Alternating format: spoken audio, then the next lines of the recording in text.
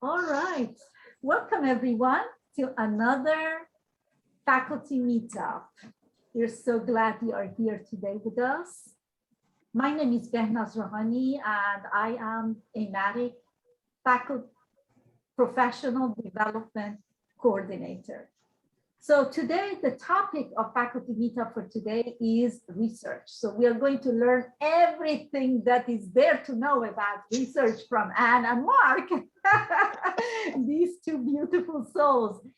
Anne is a senior researcher at STEM Research Center at Oregon State University, and Mark is mathematics department chair at Plaquemine Community College at Oregon City. So we are so glad you are here with us today, and here we go. Take it from now. Thanks, Behnaz. I think I'm kind of curious to hear from each of you what brings you to this session on math ed research at your colleges, and then Mark and I can talk a little bit about what we know and what we don't know. Good deal. So let's see. I'll start with Aradhana.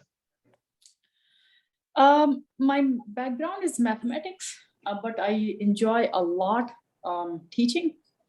So I wrote about like 10, 12 papers between January till now about education. And out of that, 6 got accepted. Wow. In a peer-reviewed journals. They're all math education, how to teach, how to, some ideas like that. That's what brings me here. And I have a lot of, I know a lot about math research and math education research. So I want to hear what you have to say. Great. Thank you. Yeah. Jonathan, how about you? All right. So research means a lot of things to me. I'm working on my doctorate right now, and my dissertation is on undergraduate research at 2-year colleges.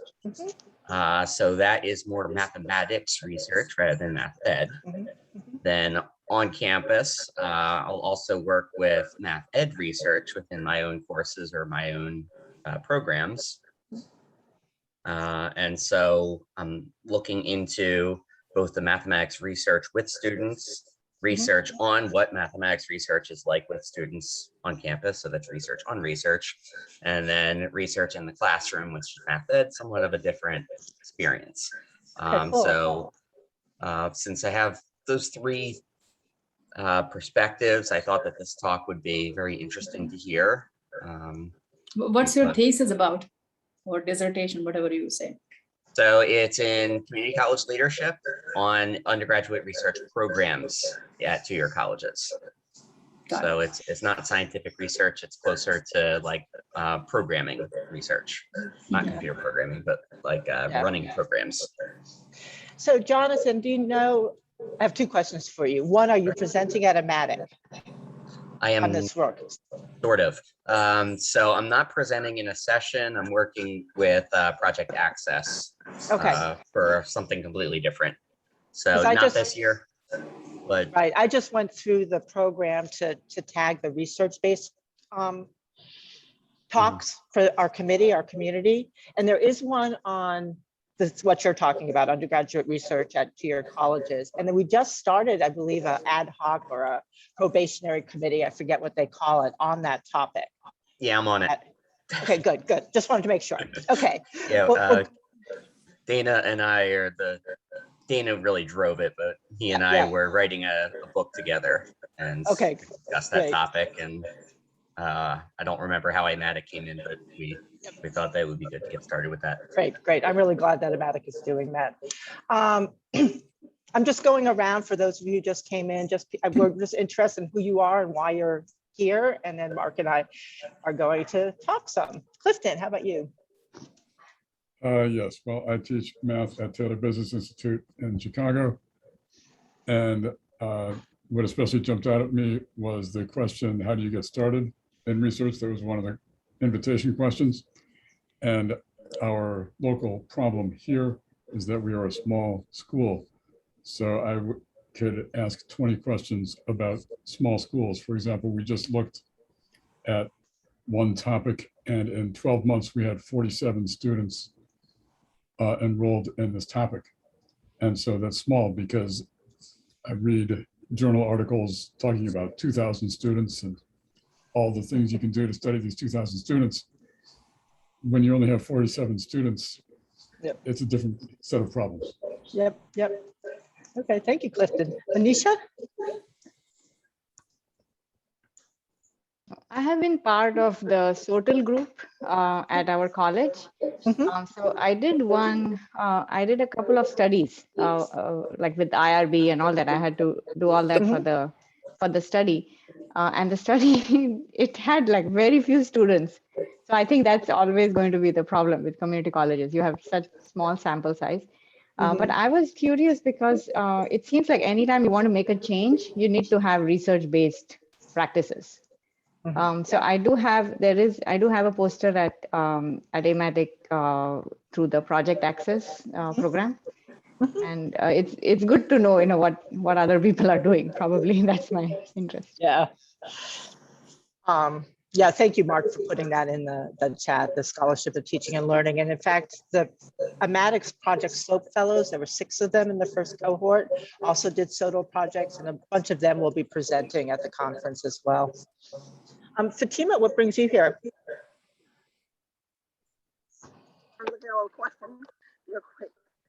One of the things that I'm here for is I enjoy all of the workshops, webinars that you've had during the pandemic. So I just registered for this one. As far as research is concerned, I mean, I'm always doing research. Not official research, because whenever I start a new course, or I'm looking at a course and I'm saying it's not working, I usually gather a lot of text. So most of this summer, I've been doing a lot of research around R and statistics and data science. Nothing that I'm going to write a paper about, but I think I have most of the books on it, and I'm literally working my way through each one, writing notes, looking at what I like about them, what I don't like, what I'm not sure, what I think does well with teaching the statistics, because I just think there's a need for myself as a mathematician, and who didn't have a lot of experience with statistics, to really take the time to teach myself and learn statistics well, so that I can go back to the classroom even stronger, so that I can teach statistics like I teach math.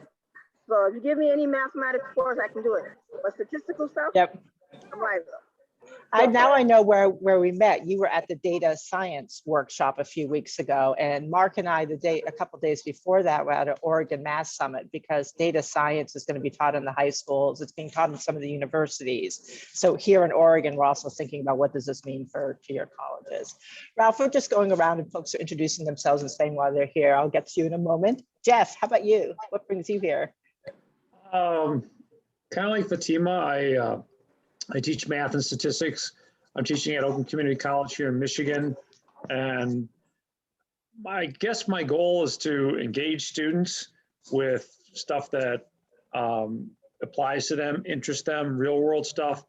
I'm currently building some data sets that come from census data, but really reflect the local area to try and let them come to some conclusions about, social inequalities or global climate change, those kind of things, rather than me just saying, look, this is what's going on.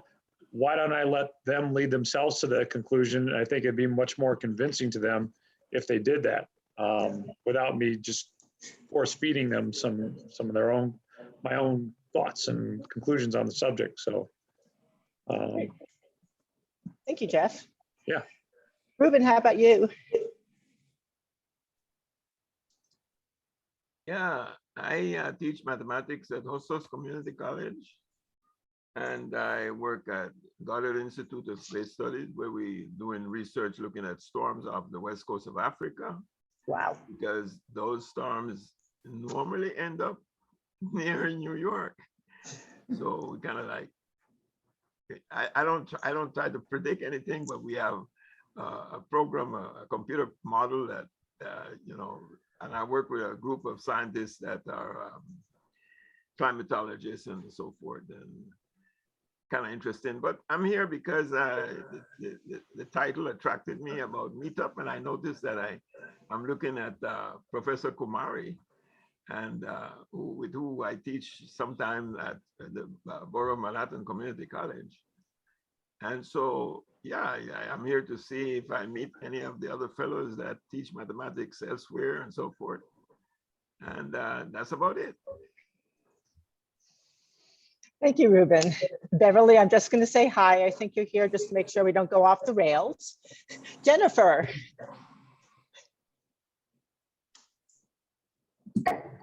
Hi, so I am here, I guess, hoping for inspiration. I've kind of dabbled in research and I have some unfinished projects. My PhD is in math ed, so my training is in the ed research stuff, but to be honest, I'm not like super interested in going deep in that. I seem to be doing some kind of like research adjacent things, like the or more applied thing. Like I've done the MAA PIC math, I'm still on that, and I have a side project I'm very interested in doing research applied projects with undergrads, and it looks like I may have one student who wants to do an independent study type project this year, which we haven't figured out a topic or anything. But I have some research related, let's just say, writing goals and project goals. And so I just kind of wanted to hopefully get myself into the right mindset and also become inspired by all of you folks who are finding time to do all these things that are on my list that aren't getting done. So that's Nice kind to of see where you. I am. It's nice to see you, Jennifer. Have I missed the deadline for the newsletter yet? No, it's the 15th. Okay, that's what I thought. Okay, I'm glad I saw you remember that. Yeah, if you Ralph. have any questions, or if like, I know like there's somebody that emailed me like, I have it, but there's like one piece of information there, I need a few days Yep. more. I'm like, okay, we can put that little piece of information in or whatever, as long as I know what's going on. Thanks, Jennifer. Ralph. You're welcome. Oh, hey, hi all. My name is Ralph Yitz. I'm here in Portland, Oregon. I teach people mostly about statistics at Portland Community College. What do I say? Just what brought me to today? Yep. Rad. Well, I saw the questions about research, and I guess my practice, my focus is on giving young people tools, analytical tools to like improve their worlds.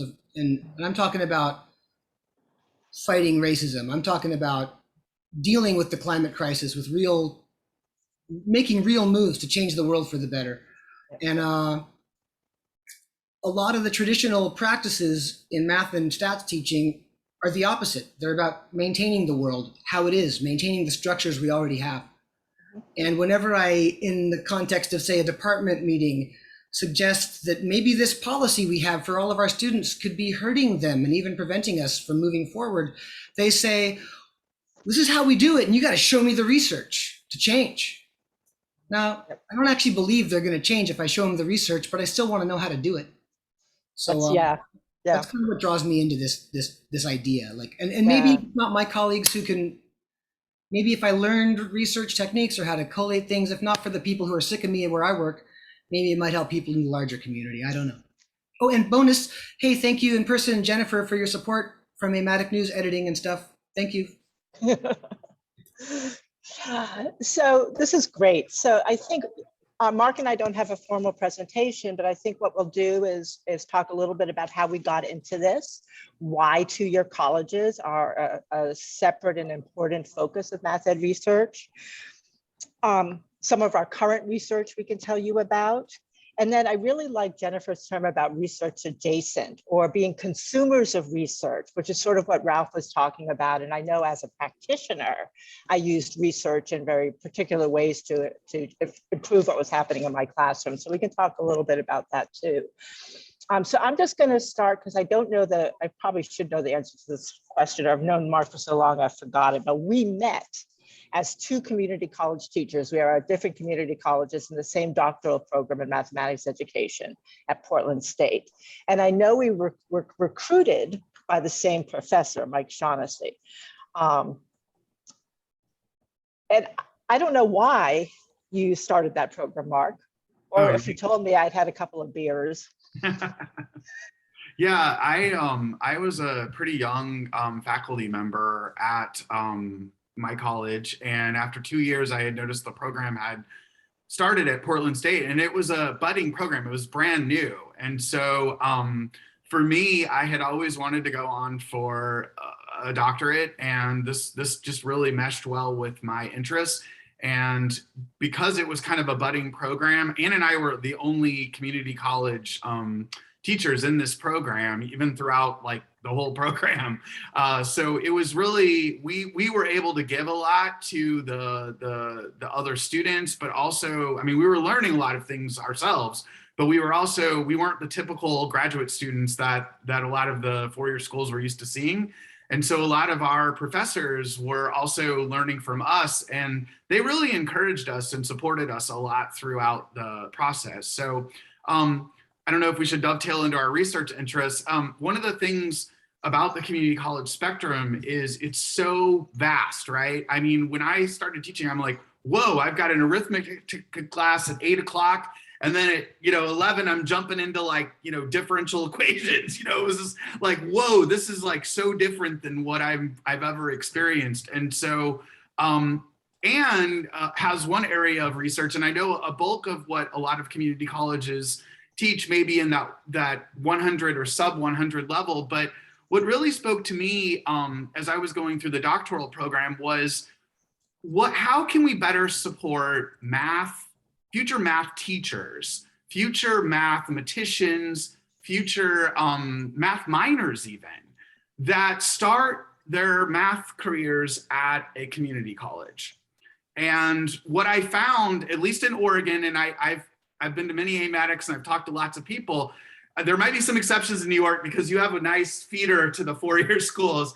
But really being able to introduce proof and abstract mathematics at a much earlier point, because at least in Oregon, the game is just, as Ralph mentioned, it's so rigged in terms of we're teaching them computational based mathematics for the first 2 years, and then all of a sudden the game changes.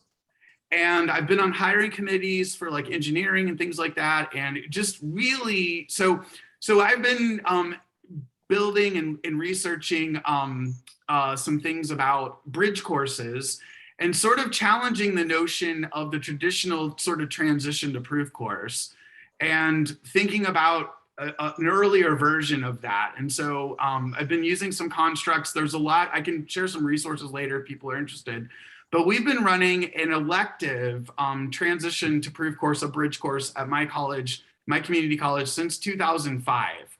So, and we've probably had about 200 students come through it, and I've tracked them. Some have gone on to be PhDs. Some of them run hospitals. Actually, somebody, you were on here from New Jersey, he was going to Rutgers. I mean, our students are just, they don't fit in the box. And so we really need broad initiatives and things to kind of support and really dial in. So I think one thing I take away from this is go with your passion, like that's where my interest is at. And so I have a lot of conversations with four-year schools and things like that. But I also have a lot of conversations. I believe that every middle-sized, large community college has enough of these students to run a class like this. That's my belief. So, yeah, and feel free to ask. I see Aradana has a question. Oh, yes. No, I don't have a question, but a comment. So I really like your fact or idea in the classroom, which you are saying that I structure. Even in my college algebra course, I teach. So there is a structure on the system of, let's say, real numbers. Well, we don't go in the real numbers in the college algebra, but we go on the integers that form a group. And that structure is like, usually, students learn in their maybe algebra course and master's levels in mathematics. So I also, one hand, I do teach them how to calculate, all these addition, subtraction, multiplication, division, but also I show them, look, there is a structure. Under addition, you can do this. If you start two numbers, you can add, you're going to get, start with two integers, you're going to add, you will end up in the set of integers. Well, what is a set? I don't make all those fancy definition, because fancy terminology is not needed to teach math and to also understand math. But then I say, okay, what about natural number? If I start 1, 2, 3, what about 2 minus 5? And then they will say, okay, well, that's minus 3. Well, is that a natural number? No. Then I say, oh, that's a set which is not closed and da, da, da.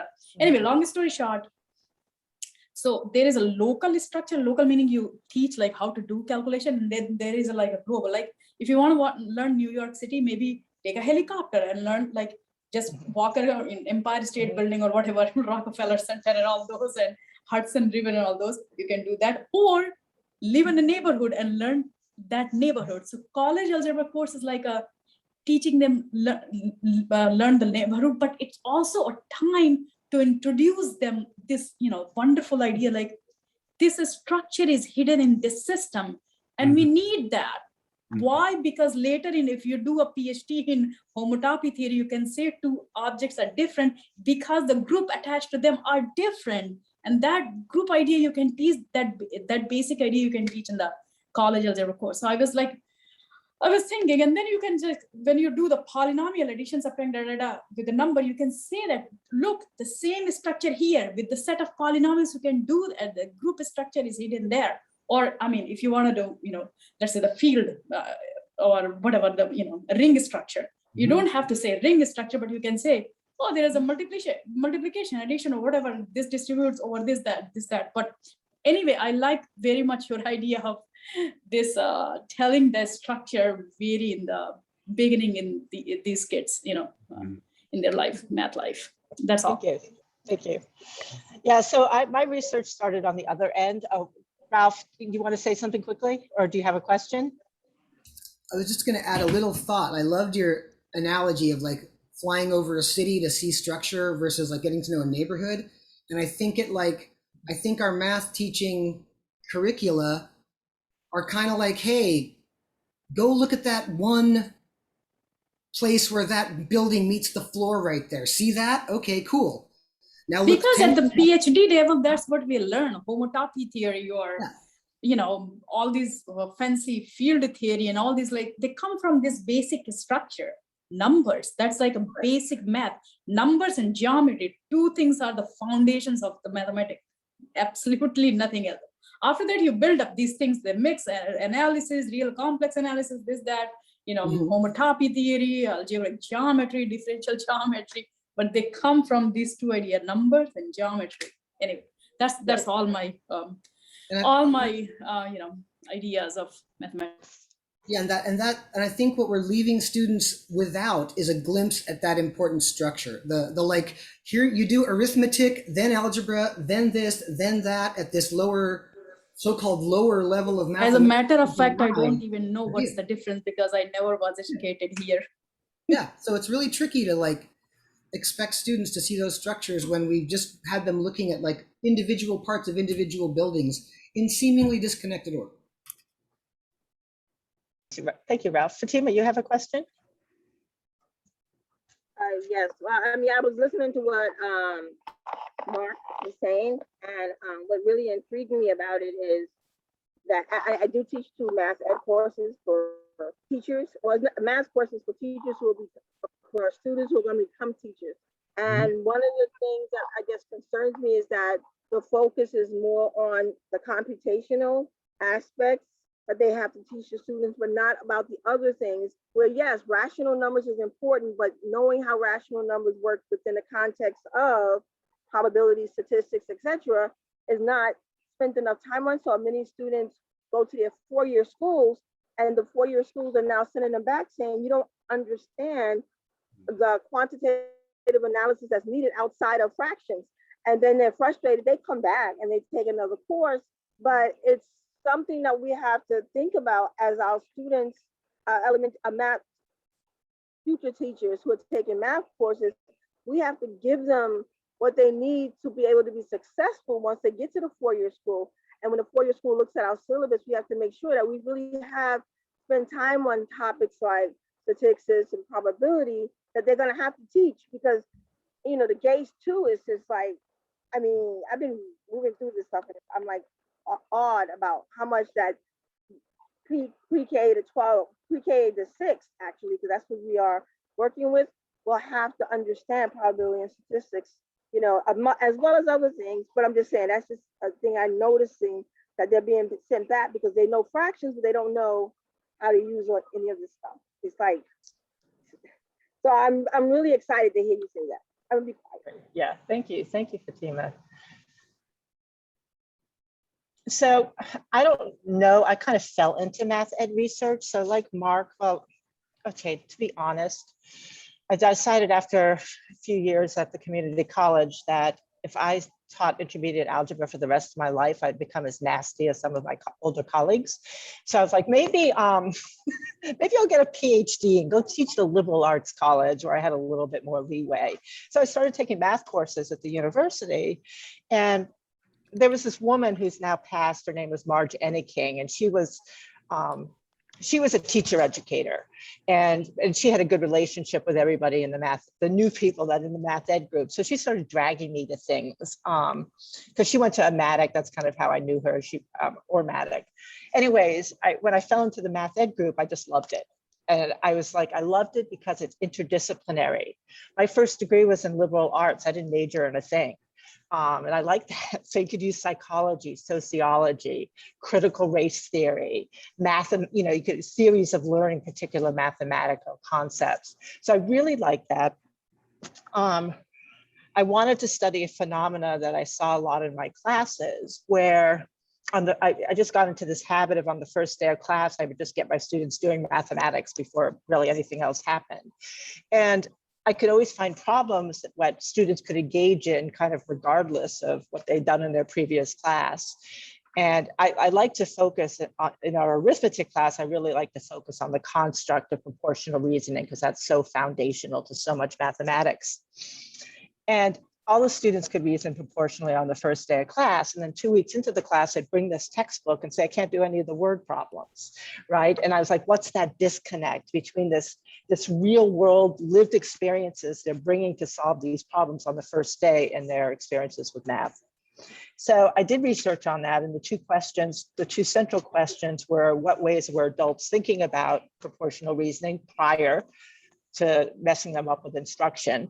And that's not the way I framed it, but that's kind of what I was thinking.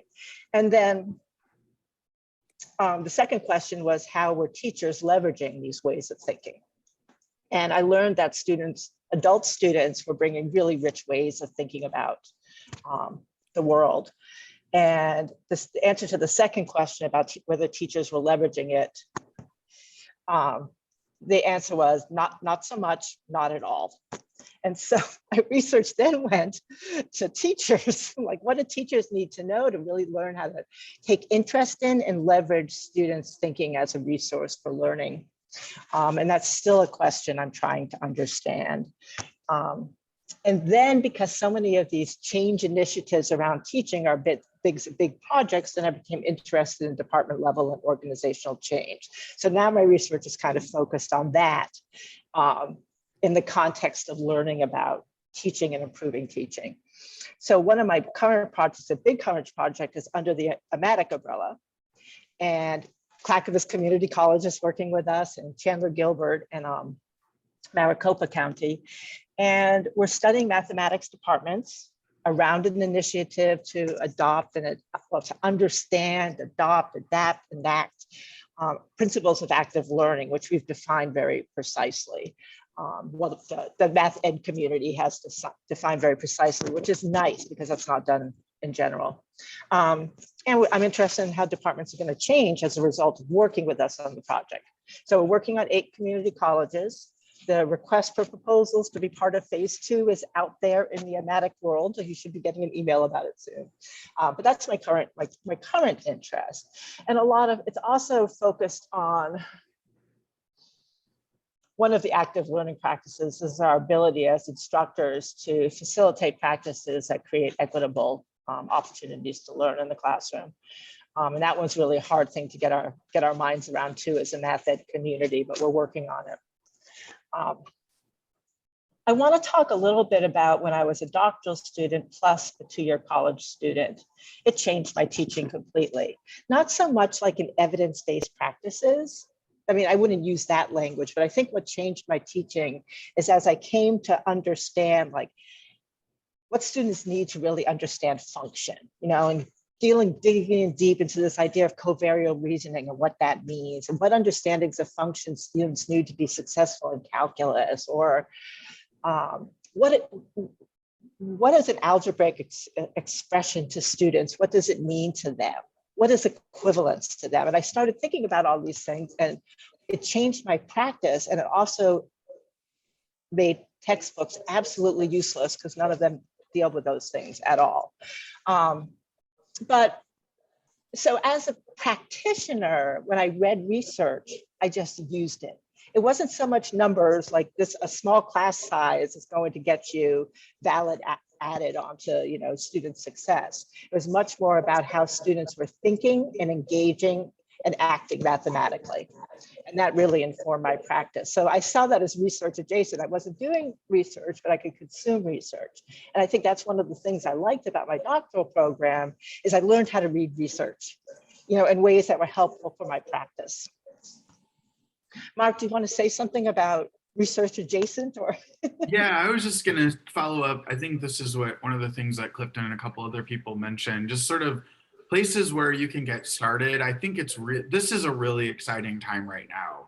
I think pre-COVID, you know, 10 years ago, AMATIC didn't even have a research agenda, you know, so we've now got a research agenda in math education for two-year colleges that kind of fit into some general categories, but we also, now with COVID, I really think we have the ability and access that we have never had before, because it has just sort of leveled the playing field a little bit. A lot of the four-year institutions now, I mean, we're on a project right now, and like next year, none of the four-years are ready to jump in and just do it, right? I mean, we're community college teachers. That's what we do. We respond. And so there are opportunities. Let's just start with the one that we've always had, which is to really look at your own classroom. You know, whether I like to call some of my colleagues they would never say they're researchers, but I think they research all the time. They are reflective practitioners. They might have an activity that they implement. I mean, this is data that you can track, you can show a dean. You know, it's like, those are micro things that you can do. And if you have a colleague that can do it with you, it's even better, because I think that makes the case, or at least it could make the case stronger if that's what you're trying to do. So that would be more of a kind of a local. Taking it up maybe one notch, and I would even classify that as SODL, which is what another person mentioned, which is the scholarship of teaching and learning.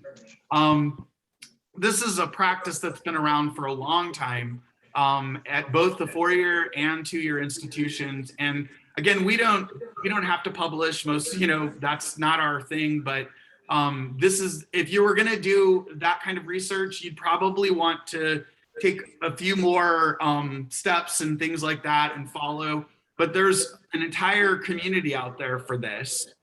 And then just a couple other things, and I'll turn it back over to Dr. Kamari, which basically NSF for the last 8 years at least has really been encouraging four-year institutions to partner with community colleges. So, you know, you might have a connection at a four-year school, you might not, but you know, the chief operating officer at the NSF is really, I think, going to be, you're going to see more of these programs, solicitations, not only for four-year schools, but also for community colleges. And I'll say this, you do not need to have a doctorate to be a co-PI on an NSF grant. In fact, most community college people don't have those for the grants that they're on. So I have a colleague who is barely 35 years old, and he's a co-PI on an NSF grant, and he's doing amazing work. Just you know, collecting this data and working on some things. So I think that's another thing. If you've got some colleagues that are just really excited about something, you know, you could do that.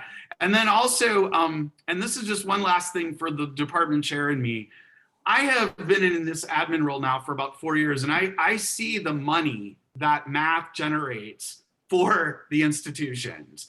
And so if your dean or your department continues to push back, dig into the finances, because there is money for this. If we're trying to improve math education at our school, I mean, we are most valuable in a lot of ways, but one of those ways is to make sure that students succeed in their programs, your colleagues outside of math. And so I think that's another way to, if you're worried about funding or release time or something like that, you know, you might have a conversation, because right now there's a lot of stimulus money floating around. There's a lot of sources if you go out and look for them.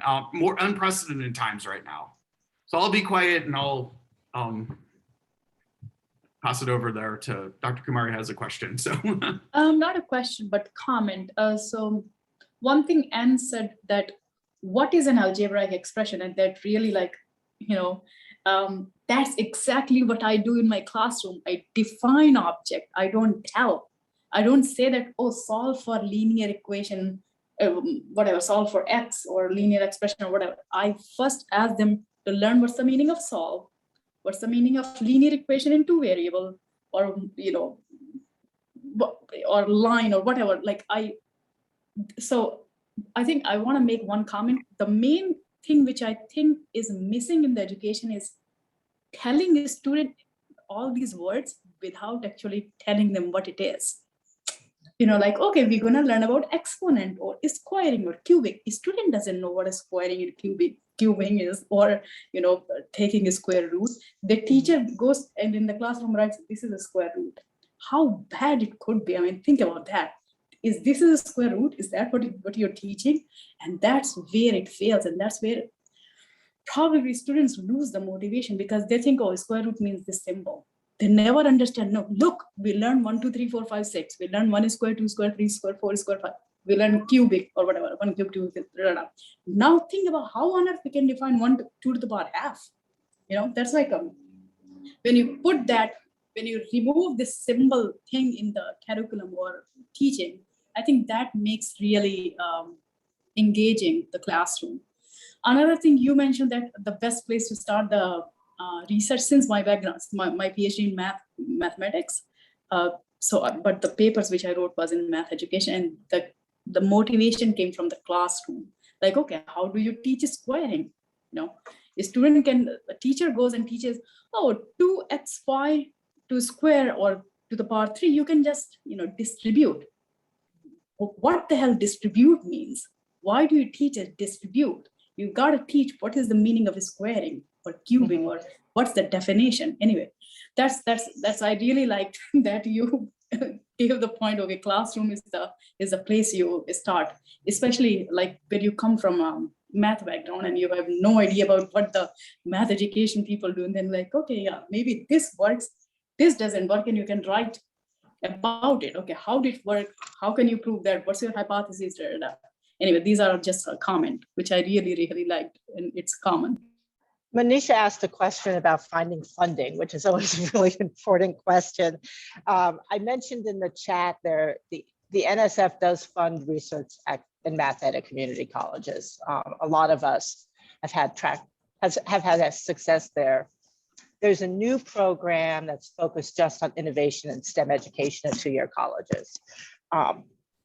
But NSF can be a little bit daunting. I know that sometimes there are state funds for small projects. So here in Oregon, there were state funds to really develop and understand like best OER, the best practices in developing OER. So sometimes there's state programs like that. Some private foundations, there's a lot of private foundations that also fund educational research. Manisha, do you have a grants office at your college?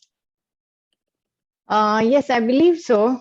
In fact, I think we had a STEM grant recently for minority education, but I'm not sure what the process is. I have to look at it. My general sense is that we are not encouraged to do research because there's always a demand for teachers. I mean, for professors.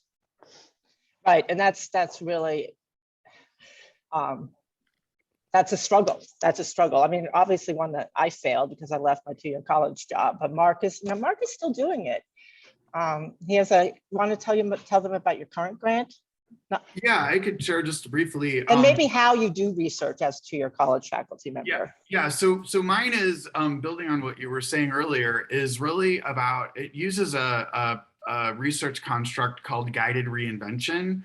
So this is inquiry, and this is very, has a long history in the Netherlands, about 50 years of history. And so most of it over there is based on K-12. And so what some researchers in the United States have done is they've actually taken concepts and they have students reinvent like mathematical concepts. So you mentioned like the concept of a group, basically starting with nothing but a triangle. You can go through a set of activities, and I've done this with my students many times in an inquiry class, or a lot of schools now are doing these, freshman inquiry. I don't know if some of your colleges are starting to do that, but this is another place that could lie in the class, because as a math teacher, I want to teach math, right? So, but we'll teach them in a way that is inquiry based. So if I can, do I have screen sharing, Anne? I could show you really fast the two quick projects. So the one that, and I can send this out to the group afterwards, but there are a group of inquiry advanced math educators, and they've developed a curriculum for abstract algebra, differential equations, and linear algebra. So at the high levels, and now we're working on one for advanced calculus right now. So that is the Aspire in Math, and we're doing wikis and things like that. It's again, if you want access to the website, you can, but it's all free. But we created a short course analysis sequence, and in addition to all of the things, let's see, I just picked something here. We have all of these tasks. So the task is here, and then there's a research, usually there will be later, we're working on it right now, it's the project in progress, but there'll be a research rationale, there'll be some different ways of student thinking, and then ways of implementing the task. And so this curriculum basically builds up what they need to prove the intermediate value theorem, which is one of the big theorems in undergraduate calculus, right? And a lot of the techniques you use in other calculus.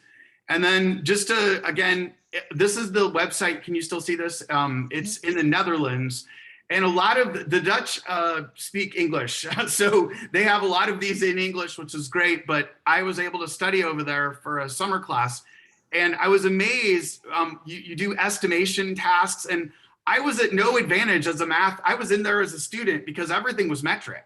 So they were like, how much does a sack of potatoes weigh and stuff like that. It was really interesting, but it's very exploratory, but it's very rigorous as well. And so I think there's the balance between authentic math and then also making sure that when students leave, they've got the big stuff that everybody else has. And so anyway, so that's the project I'm working on now with a couple community colleges, and really just trying to get that bridge course concept off the ground. So now we have 2 curriculum we're working with, and again, I hope that more community colleges look for that. I think it's a great thing that we could provide to students, and potentially challenge the whole undergraduate mapping of the curriculum. The sequence, I mean, as Ralph had mentioned earlier, it is a system that we've been in, and we've been running it for 100 years. You know, the sequence of classes is at least 50 years old. Could you tell a little bit about this Netherlands program you did?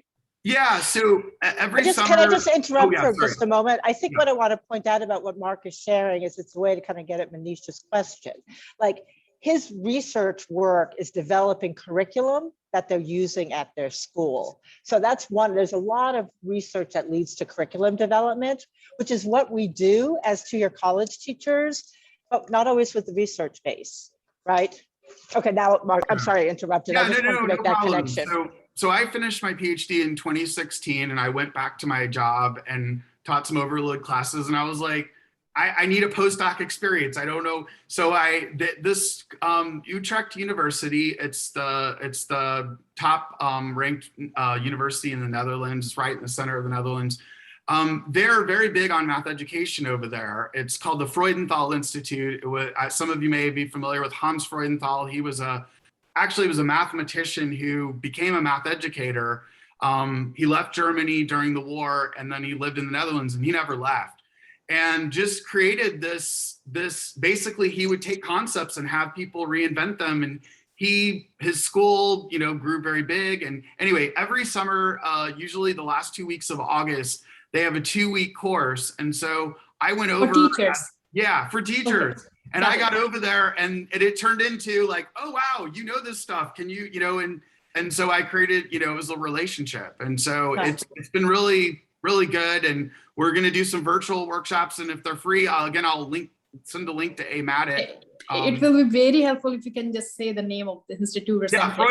It's Freudenthal Institute at Utrecht University. Freudenthal? Freudenthal, that's his last name. Fatima asked if you could drop those links into the chat for folks. Absolutely. So I'm kind of interested in some other people's questions that we haven't had a chance to ask yet about getting into this, continuing it, like Jennifer is saying, like, you know, how do I need inspiration. Any other things that are coming up for some of you folks? Oh, Jonathan's asking something about release time. I have to read it. Sorry, I'm getting the links right now. I just added that for whoever's reading. Yeah, I'm also going to release time is really expensive. So one of my projects for two-year college faculty were asking for release time. It's a lot of money. And what most university faculty do, I've learned since I left the two-year college, is they get summer salary. Right. So what you get is you're working on the grant for, let's say, one or 1.5 months of summer salary, which gives you like that summertime, although you might do that work over the course of the entire year. But release time is possible. It's just expensive, and it looks expensive to the NSF too. Yeah. And that, Mark, did you ever get? Well, I just wanted to make sure I cleared it up. What my communication was. I agree with you, Ann. It is expensive when you're billing NSF or your college or whatever. But when you actually look at what does the college get, right? So, you know, you're 10 years in your career, 20 years in your career, you're a seasoned teacher, you really care about this. What are you really asking for? You're asking for a little time and somebody else to teach a class, right? And so unlike other disciplines, we are pretty replaceable. You know, if the engineering instructor is out, we have to get a full-time replacement. If a math teacher gets sick, you just cover it with another math teacher. I mean, so those are the things that, I mean, it doesn't devalue what we do. I just want to say that in terms of dollar for dollar, what it actually costs, I often, when I'm talking with my dean and administrators, I'm often using not my buyout cost, but what's the replacement cost? Yep. Yeah. And the replacement cost is often an adjunct faculty or somebody that wants to pick up an overload or what, you know, it's usually not a big expense when you look at it that way. And Mark, I'm glad you brought that up, because when Manisha asked about, you know, funding sources and I suggested the grants office, one of the things I learned the first time I was going after a grant on my own at a community college is that's not the way it was done. And so this is just something, this is a caution, that administrators think of an idea and they find the faculty to do the work. So when I contacted the grants office on my own, I got called into the dean of instruction. The dean of instruction and my division dean were in the room. It's like I got called to the principal's office. But when I told them about we were budgeting in release time and that they would replace me with an adjunct, of course, you know, they all saw this as an opportunity. I mean, they looked at it completely from a fiscal opportunity, which was really, really annoying.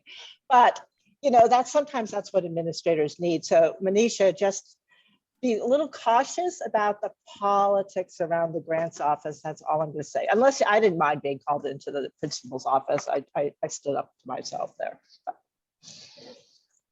But grants offices are a good place to start. Yeah. I think the startup, and now as I look back at it, I mean, the first time we ran the course, it was pretty, you know, we did it pretty much pro bono. I mean, it was the first time we were just collecting data. It was some people, but, you know, as you document, that's important. Like if you have documents, you can show your supervisor and things like that. That often helps. And like Ann said, sometimes those conversations with faculty, you have to frame them differently, right? When you're talking to admin, because they are often, they're the physical people at the school. So you do have to have those conversations a little carefully. Sometimes. Also, NSF has a career award. So anyone who is in math education, they can apply for the education award. That's one of the, they have STEM award and all, teaching award, pedagogical award, but they also have a so-called NSF career award. I mean, they have certain rule, only one person can be a PI. There is no co-PI and all those. So if you are in during your first 5th year of your assistant professorship and you're not going to be tenure or something like that, you can apply for that.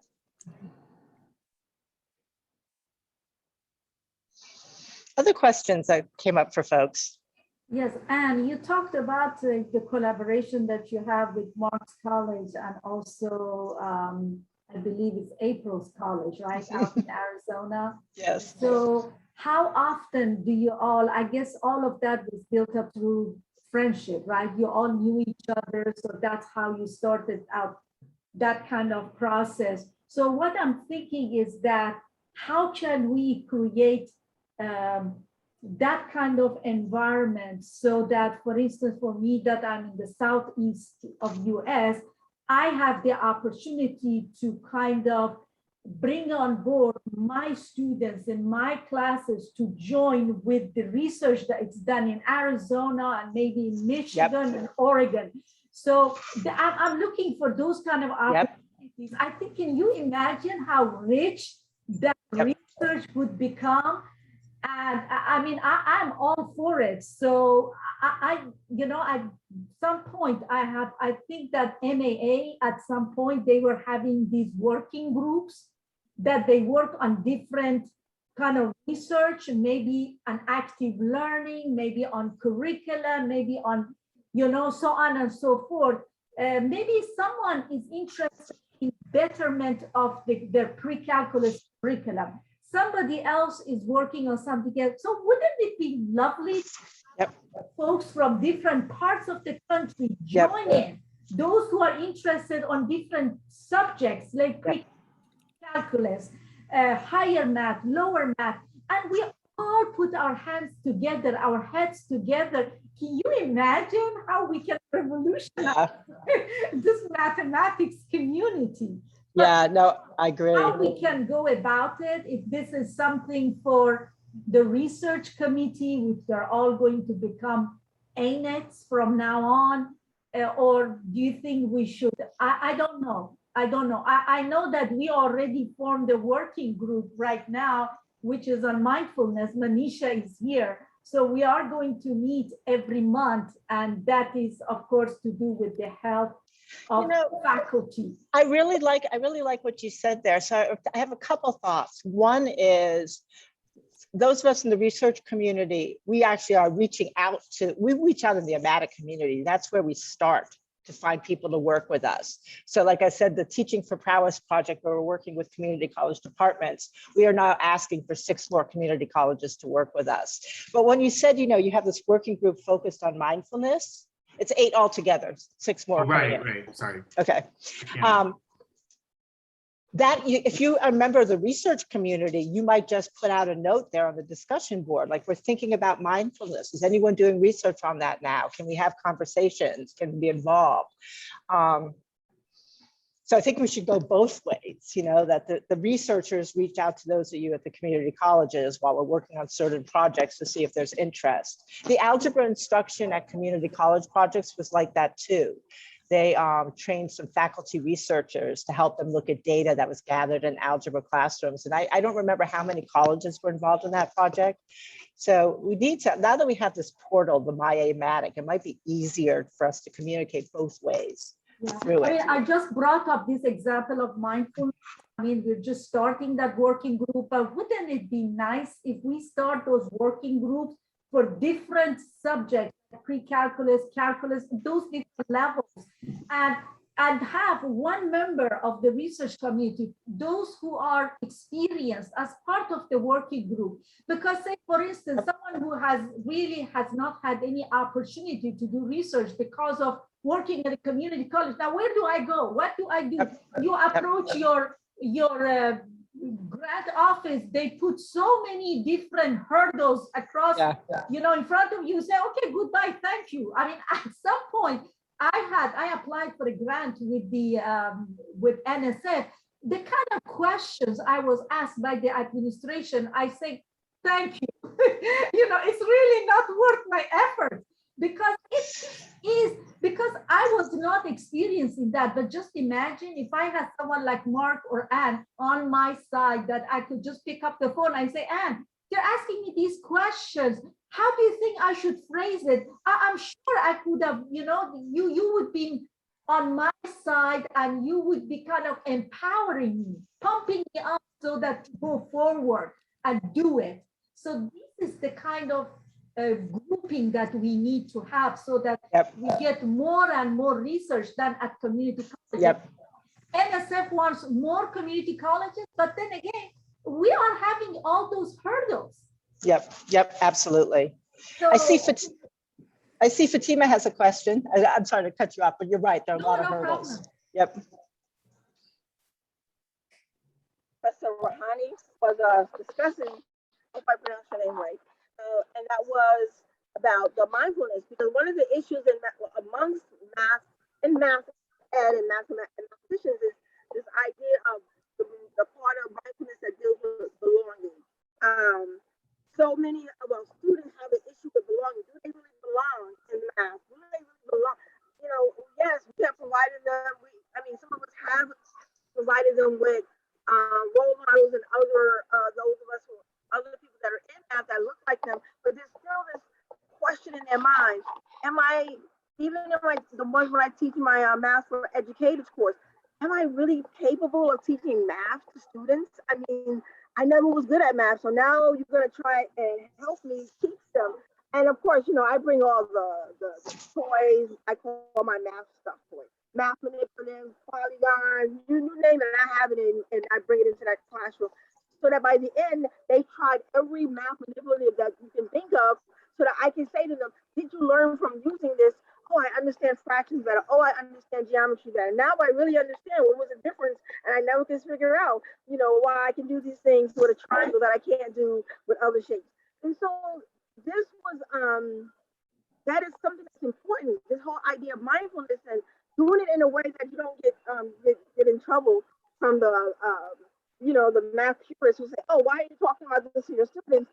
But if our students don't feel they belong with us, we're going to lose generations of students who have great mathematical ideas, but are just so afraid of taking that step and staying in it. Because I had students I switched from a math major because they made me feel like I wasn't smart enough. So I decided just to be a teacher, and that's it. And I'm like, this person has such great math ideas. And I'm like, no, when you go to your 4-year school, you start slow, but you go back to math. Don't ever give up your math. And they did. They were able to become a math teacher. But it was just that one little, we need to work on that mindfulness and how we approach our students with our own mindfulness, because sometimes we struggled with belonging in the math field and had to fight our way through to say, I belong in this classroom and you're not going to keep me out of it. So I think that's an important piece for us and our students. And I don't know how that works on the research agenda, but I think there's something there that how we impact our future students and how we feel about that we belong in this. Sorry. No, that's great. And Fatima, I think it is really connected to the research that is looking at equity and who's being included and who comes out of our classes feeling like they belong in the discipline. And I'm just working on a survey right now, and those are really hard things to operationalize, but we're working on it and really trying to understand that. But there is definitely, that's part of the research agenda, I think, on mathematics, introductory mathematics. Ralph? I don't know, Benaz, how long do we have here? I think we have 1 hour, but I think Ralph has his hand up.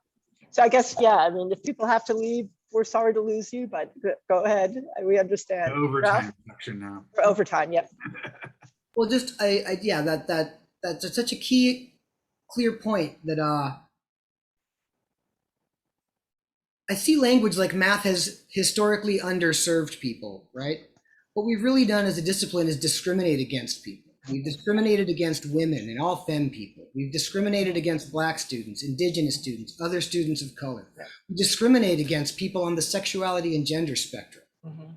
These are discriminatory practices that harm our students. Yep. So any deep research into curriculum that never touches on those questions, Right. it's not going to move any needles on any of those Exactly. issues of belonging, right? So Yeah, absolutely. Absolutely.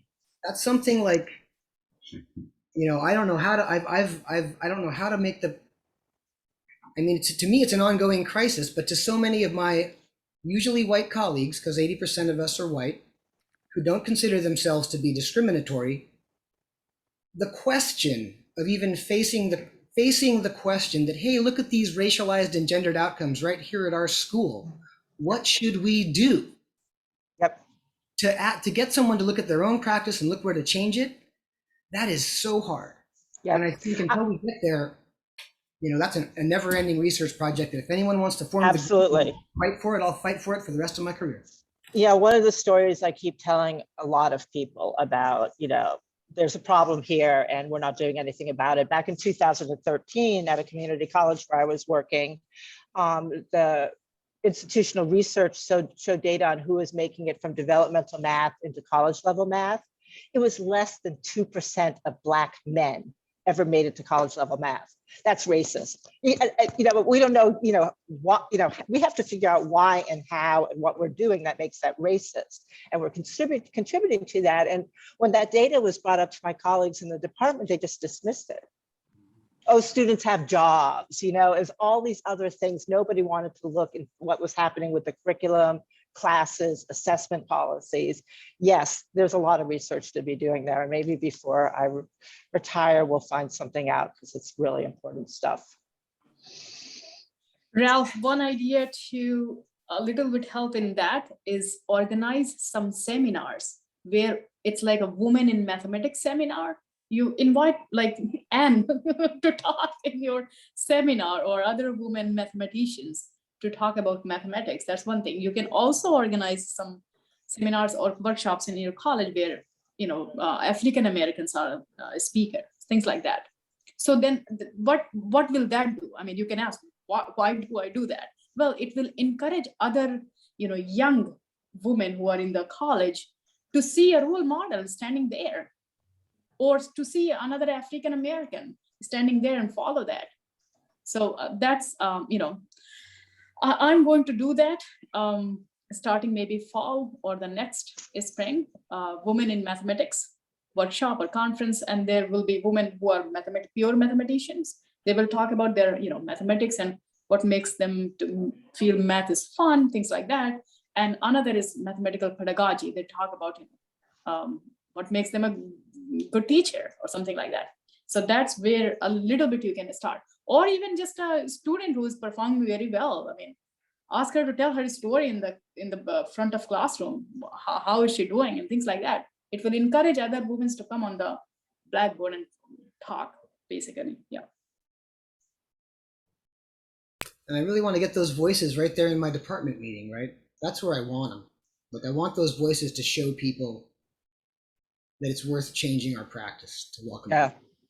Yeah. Or like I also had a student, and we were talking, it was one of those math courses for pre-service teachers. And we were talking about, there was a man coming to the local university to talk about a curriculum he developed, an elementary school curriculum based on the knowledge of the UP elders in Alaska. So I had them read an article about ethnomathematics, and there was nothing about race. And one of my Black female students came into class and she said, all Black students failed my Math 95 class. That was racist, right? You know, so students are seeing that as racist. They will tell you it's racist. We also need those voices at the table too, if they dare to speak up to us. Yeah. Anybody else have some questions or comments or? I think Fatima is asking that who's the author of Grading for Equity? It's right here because I'm currently reading it. Joe Feldman. Joe Feldman. Oh, I can put it in here. It's probably easier, right? Awesome. I will be including the chat also that will be part of the archives. When I archive, post the archives, I will also post the chat. I think this has been amazing session, so much learning. And it's through putting our heads together that, will spark an idea. Oh, I need to do this. And we get to know each other. And who knows, maybe we can collaborate south, east, west. Absolutely. Because until now, I never knew Mark, but now I know who Mark is. I knew Anne from other conferences. So I never knew Ralph or Clifton or Jonathan. Some faces do look familiar, but you couldn't face with the name. But this has been amazing. So hopefully we can form some working groups and start the great work of mathematics going. And as a result, Ralph, we can make small changes in our departments. It all starts with me, right? Me as a person, we have to be advocates, in our departments. And once they see it, maybe they don't know any better. We have to bring them on board kind of by feeding them little ideas. Feed them little ideas.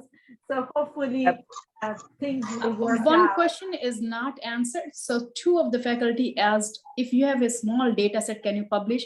Answer is yes. There are plenty of math education journals which accept that. For an example, I think Mathematic Educator, which is published by Amatic, they can consider your 40. Someone said, I have only 47 student involvement. That's fine. You can still show your evidence or hypothesis or what did you predict. That's one journal, Mathematic Educator. Next thing is College Mathematics Journal. Another one is Mathematics Teaching Research Journal. These are like here local journal, and some state level journals are there, like New Jersey Teachers Journal. You can publish there. And these are peer reviewed journal, by the way. There is a one from New York State. It's called NYJS, New York Journal for Mathematics Teaching or something. NYJSMT. So that's another journal. There is a it's called Australian Mathematics Education Journal. They will publish even if you have some showing from your, this is small data set, which you said like 47. Or Pythagoras, that's another. Mathematics Enthusiasts. These are like national level journal.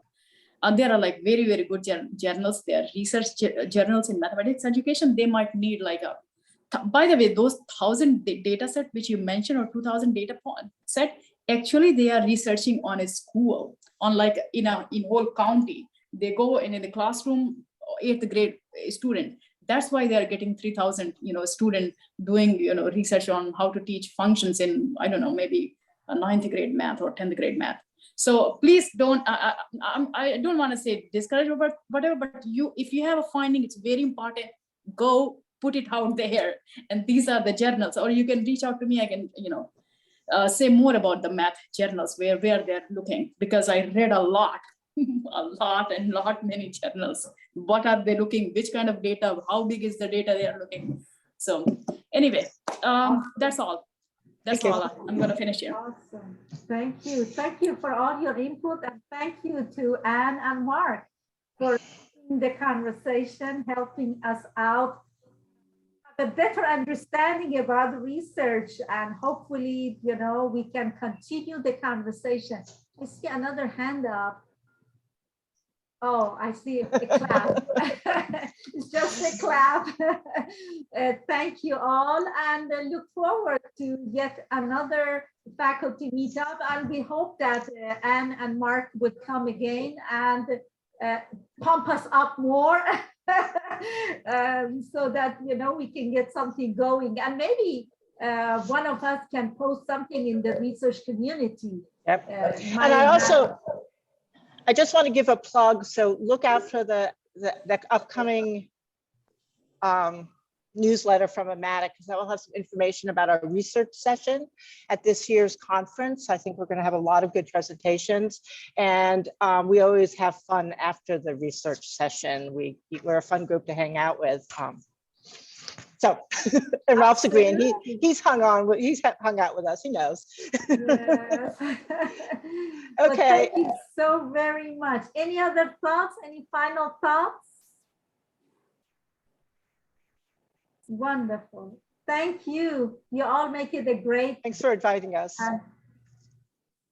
Look after yourselves. Bye-bye. Thank you. Bye. Thank you. Bye-bye.